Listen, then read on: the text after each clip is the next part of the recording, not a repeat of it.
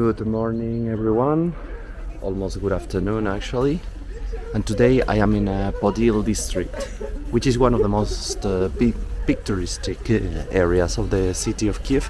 Actually, if you look for information on the internet about places to visit in the city, the Podil district will actually pop up as one of the first options. And today we're gonna be exploring it together. And for now, we're actually climb up what is called St. Andrew's descent, which in this case could be more precisely crescent rather than descent, because we are actually climbing up. And let's explore the area together. But for now, just looking at the first views of this street, it's actually stunning. It communicates actually the lower town with the upper town, because Kiev is actually distributed in different levels. And here you can also find like a lot of shops to buy some souvenirs as well. Look at what I just found on this street. Actually, I have read about this museum, and I was very much looking forward to visit it, but I wasn't expecting to find it right in front of me, because one of the areas I was more looking forward to explore here in Ukraine is actually the exclusion zone of Chernobyl. But right now, due to the current situation in Ukraine, is closed to the public, so no visitors are allowed. But in the meantime, you can actually enjoy this museum. And in the same building, we can also find this small military museum, which is made out of the remains from the current conflict and everything. They have actually managed to set up like a very military ambience here. And this is actually open right now, so let's explore it.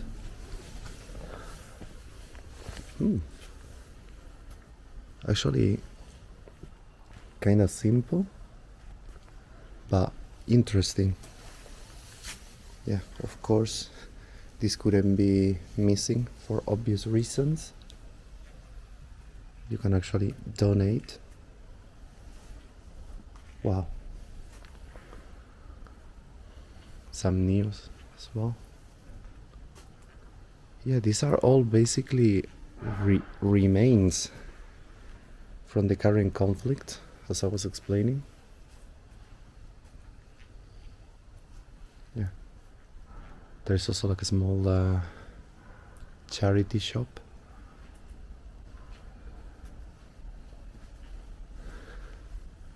But look at this. These are pieces of artillery, actually.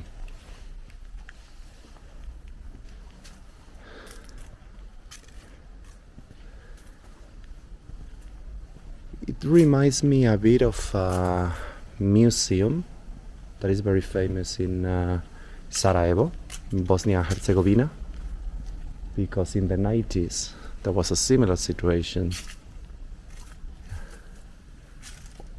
All this area is called Chernobyl Hub, but of course right now Chernobyl is not the only topic here. Just one of them. Oh, look at this. There's even a food. These are the MREs, very typical from the Russian army. Actually, there is a whole one here. Look. Wow. Basically, everything they could recover is exposed here. And look. Wow.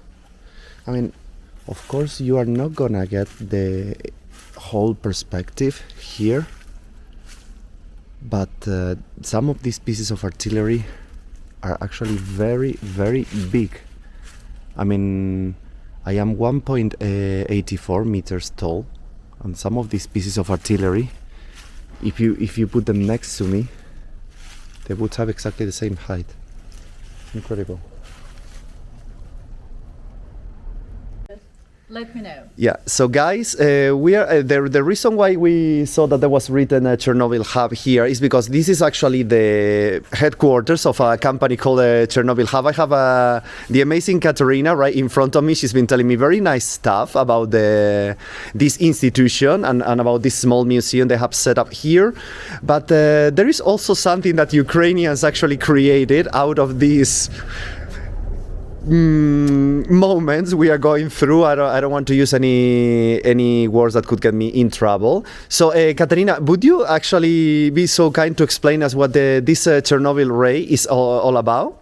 Yeah, sure. So Chernobyl ray is the apple spirit, which was made out of the apples that grew in the Chernobyl zone. And although it sounds scary, the interesting part is that actually this is the completely radiologically safe drink, which is confirmed by the state certificate. And the funny story about that is when we made this drink and delivered it to the state institution to get the certificate, they tested both the drink and the bottle itself. So it turned out that the bottle is more radioactive than the apple spirit from Chernobyl apples, because the bottle is made out of glass. Glass contains sand. The sand from Odessa district is slightly naturally radioactive, so the drink is more radiologically clean than the bottle itself. But generally, the idea of Chernobyl ray is quite interesting and has a long story. Most of the world thinks that Chernobyl is the contaminated area where everything doesn't grow, just some mutations and burnt soil. In real life, it turned out that nature really flourishes without humans interaction or influence. Exactly. Yeah. And the area really started to clean due to many factors, like due to the half-life periods of the most radioactive elements, due to the efforts of the liquidators who were cleaning the area. But generally, a lot of parts of the exclusion zone became much cleaner, and last year there was also an international study that proves that some of the areas can also be used for the agriculture. But even before that, we decided to make this Chernobyl ray. In 2022, when Russians tried to seize Kiev, they were entering Ukrainian territory through the exclusion zone. So they occupied the area. Then, a month later, it was liberated by the Ukrainian army. So we took basically the apples that survived the occupation and bloomed after the land became free again. And therefore, it is the symbol that Chernobyl zone, like generally Ukraine, suffered from the actions of Moscow twice. In 1986, when Chernobyl happened, and then in 2022, when Russians happened, and both times it survived, it became stronger. And this is one of the symbols that Ukrainian land is strong, even Chernobyl zone is strong. It's basically clean in some parts already, and it has a long story. You can read much more about all the story of the Chernobyl ray on the website, chernobylray.com. But shortly, that would be our story. It tastes like a strong spirit with a very nice apple smell. So we can say that it's strong like the spirit of the Ukrainians.